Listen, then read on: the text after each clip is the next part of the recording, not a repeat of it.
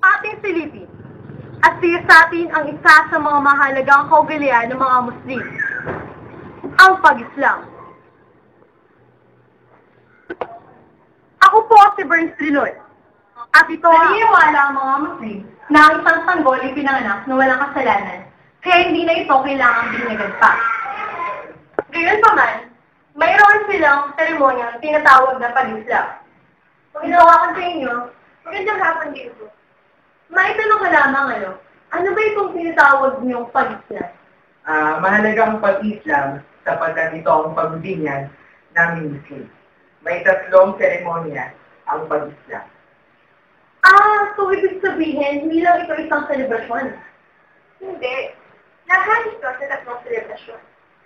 At sinasagawa sa 3 araw sa buhay ng isang sanggol. Ganun pala yun.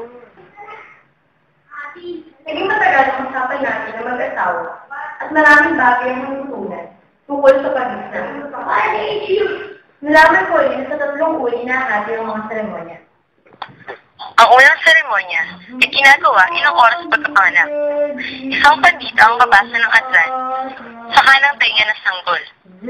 Ito ay ginagawa upang dito ikantal na siya ipinanganak ng Muslim at ang unang salitang maririnig ay ang pangalan ni Allah.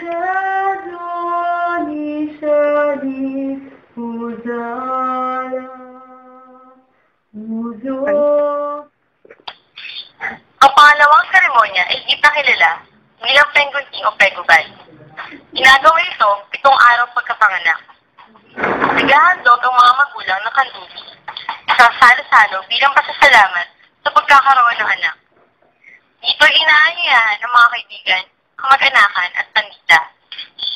Ang paghahanda ay ayon sa antas ng kabuhayan ng mga magulang sa pamayanan. Karaniwan nagpapatay ng hayop, kambing o baka. Ang hayop na ito ay tinatawag na akika.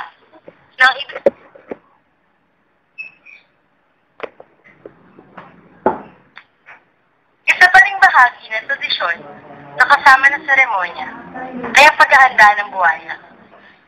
Ito ay kahalingkordong buwaya na gawa sa kanin, 2 nilagang itlog, ang pinakamata at laman ng niyog ang ginagawang ilalagyan din ng buwaya ng manok na niluto sa gatang pinulayan ng dilaw.